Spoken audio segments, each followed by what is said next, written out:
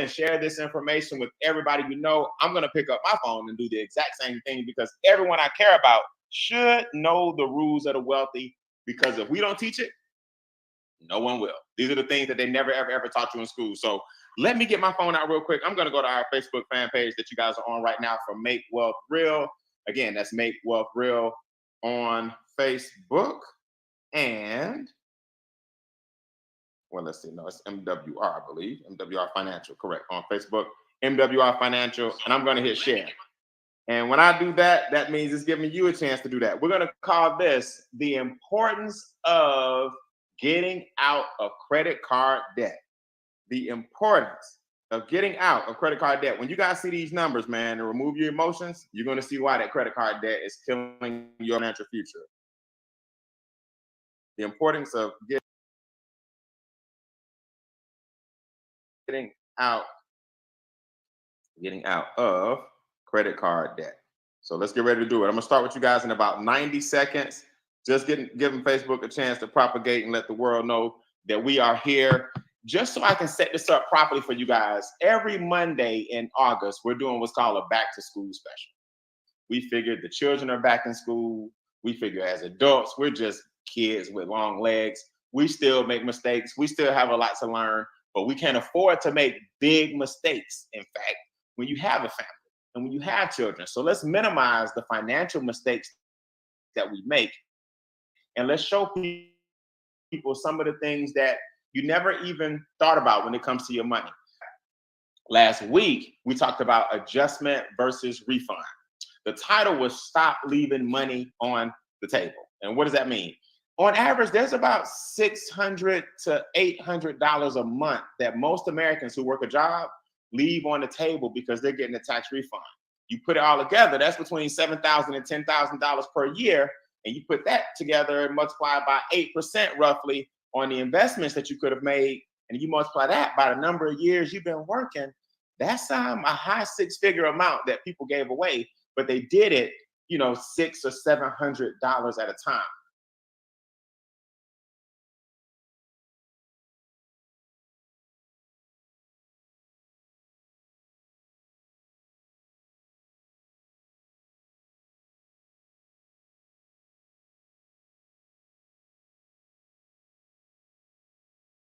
Of $1 million with the exact same scenario because you put your money to work.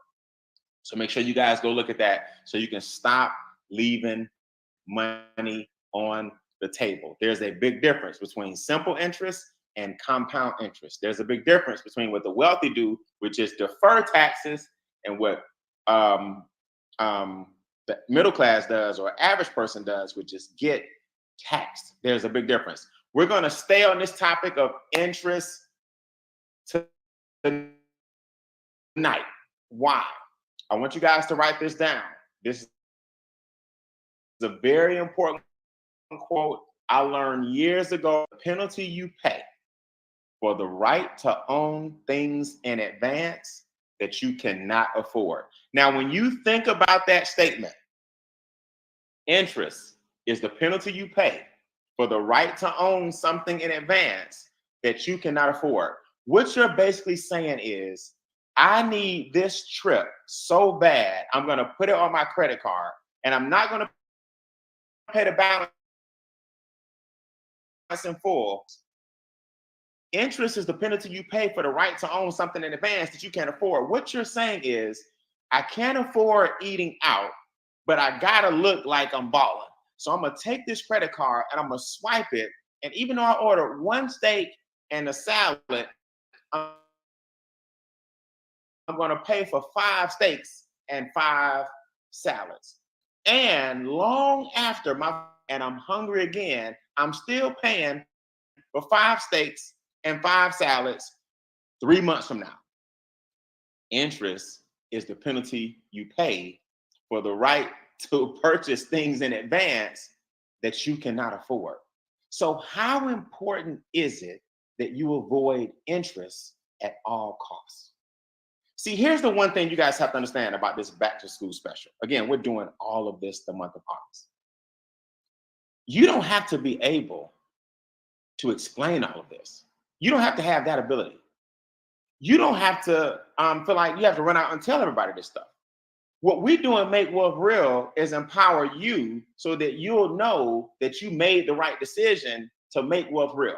What the back to school special does is it gives you the posture to know that when you're talking to your friends and they don't understand these things, you have a little bit of an advantage called knowledge and education that the average person doesn't have. What the back to school special does is make you take a closer look at your finances. Are you uploading the documents to the experts like you should? Are you doing your consultations and being on time like you should? Are you reviewing your finances and making sure you're making sound decisions, not just for the present, but for the future? See, what the back to school special does is make you re-examine your life personally, but professionally. So again, if you're brand new, everything I'm talking about every Monday on this platform, everything I'm talking about is being done by our experts, by our strategic partners, by our next level strategies, by our firms. What I'm here to do is give you some basic understanding so you can hurry up and say, let me get on top of my membership. And if you're brand new, you're saying, let me find out what this membership is really all about. So write this down real quick. There are two types of interest, right? There are two types. No, let me put it this way. Let me rephrase that. Write this down instead. There are two types of debt. Two types of debt. You got installment debt and you got revolving debt. Now, in debt, I'm not really mad at. I'm not mad at installment debt. You have to have a place to live. If you have a mortgage, it's going to have an interest rate. I mean, some bank trusted you enough to give you $290,000, $470,000, $680,000. They're going to make some money. That's okay. Hopefully, you got low as possible, so most of your payment can go toward equity and not so much towards the bank. But I'm not mad at installment debt. Most people don't have $190,000 laying around. So you have to leverage the bank's money. I'm okay with installment debt. You're a car note. Most people don't have an extra $24,000, $32,000, $15,000, $89,000. So they get a loan for a car that is installment debt. I'm not mad at your student loans. Actually, yes, I am. But for the sake of this conversation, I'm not mad at your student loans. Most people can't afford to go to school up front. So it pay for it up front. If you can't get a scholarship or some grants, knocking the old traditional educational system that I feel like is a little bit outdated, but I'm not mad at your student loans because it can be a great investment for a child.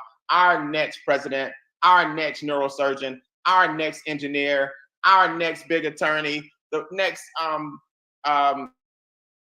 patent award winning scientist has to go installment debt. The interest rate stays the same for a certain period of time, so you're making monthly installments. I'm not mad at you. What we're here to do to talk about tonight, and what we're here to talk about tonight, and what I want to accomplish is very simple. Credit card debt, that you get a consultation from our debt to wealth experts and start knocking it out immediately. Immediately. Let me say this before I show you tonight's worksheet. There's nothing wrong with capitalism. See, last week I talked about the tax refund versus the W-4 adjustment. There's nothing wrong with taxes if you're using them and minimizing them and using those tax savings properly. You got to have roads. You got to have lights. We got to pay our federal employees. You got to have the regulations. Some people misunderstand this. Can you imagine your city without roads and streets and curbs and sewage? Can you imagine your area without police officers? I'm not knocking taxes. I'm knocking the overpayment of taxes. So I said, man, if I got to have police officers and roads and schools, let me invest in a municipality. works, there's nothing wrong with interest if you're on the right side of it. So if I'm understanding the magnitude after tonight of a lot of interest compounding against me, what would interest feel like if interest was in your favor? So when I show you this credit card example, I want you to think, man, that's what's happening with interest. Well, if you were an investor, interest works the same way.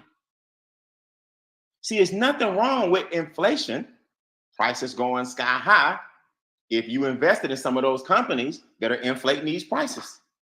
See, capitalism just means that you understand both sides. You're not just getting things done to you, you're participating in those things so that all ships rise with the tide. So when I show you this tonight, I do want to make you upset. And I want to make you a little bit angry if you have multiple credit cards. But power of compound interest, so you can say, you know what? Let me get my consultations done so I can shift the interest from these guys and shift that same interest to my personal investments that you make with Make Wealth Real.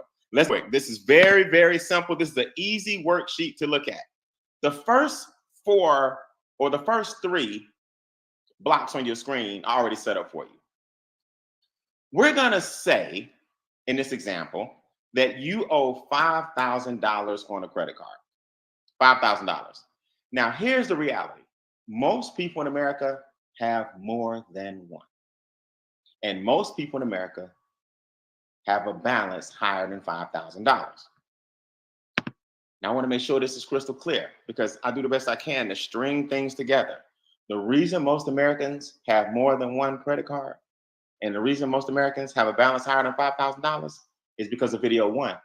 They're overpaying the taxes. So if you didn't borrow so much off, if you didn't overpay so much taxes on the top, you wouldn't have to borrow so much on the bottom. That's why the middle class struggles. The government is killing you with the taxes in video 1, and then the banks kill you in video 2 today with the debt. The middle class doesn't stand a chance. So if you put it together comprehensively and we really go back to school with these sessions, you can understand how they all work together so you can unravel them all together. Here's a quote for you guys to write down. The government got you in debt, so they should get you out. Absolutely. The government got you in debt, so they should get you out. So let's look at it. You have a $5,000 balance. In this example, I'm being conservative with one credit card. Now, the bank says, we're your friends. We know you don't have $5,000 just laying around, so just do us a favor. Send us $100 a month, and we'll be happy to apply that towards your payment. Now, I want y'all to be clear on this. In this situation, the bank is not your friend. They're not doing you a favor by you paying the monthly payment. The bank is in business. They are the epitome of capitalism. They're in business to make money. So they're making money off the fact that just sending in such a small payment. Now, what does this mean? Well, this is where the magic kicks. Interest rate is 21% on your credit card. And I'm being conservative. I've seen interest rates higher than that. But this is revolving debt. This is the one that we're mad at. This is the one we got to tackle first. Well, what you have to do, you have to take the 21%. And you remember in school where they taught us to move the decimal? Well, you have to take the 21%, you have to divide it by 12 and move the decimal. So if we take the 21% and make it 0.21, move the decimal 2 places to the left, and then we divide it by 12 months, your monthly interest rate is 1.75. Here is the trick, ladies and gentlemen. That's the compound effect that's about to happen on you, but it looks so small and minuscule that you don't pay attention to it. So let me get this straight. 1.75 is the monthly periodic rate. The 21% wait a minute, it's 21% of 5,000? No, ma'am, no, sir. It's 1.75% monthly of the balance that you still owe after you've made a minimum payment. So let's look at it in layman terms. 1.75. Then we got to get the 1.75, which we convert that again to 0.0175. You have to multiply it by the balance of $5,000. This tells you how much of your payment is going towards interest. So if you're making a $100 payment on a $5,000 balance, $87.50 is what you're giving the bank extra, which means your principal payment is $12.50. Now, Brian, are you kidding me? No, I wish I was. See, the 1.75 looks small, but it's compounded every single day for 30 days. So for every couple of dollars that you give, only a few cents is going toward the 5,000. The rest of those dollars are going towards the bank's interest for giving you the 5,000 in the first place, because you needed something so bad that you were willing to pay the penalty for the right to own something that you couldn't afford. That's what interest is. So the bank said, we'll give it to you, but for every 100, we need $87.50 because you're only giving us the minimum payment. This is why I want you to get mad, because if $100 is costing you this much, you can start checking into that 5,000 with at least 150. See, the faster we bring that principal down, the less impact this interest has on us. This is not something you go out and teach. This is not something that you go out and beg people to listen to. This is something that you need to understand so you can take your consultation serious. This is something that you need to understand so you can understand the power of the membership. This is something that you need to understand so you can understand how many Americans don't know this stuff, so you can understand the position you have in the opportunity. How does it look? What does it mean over time?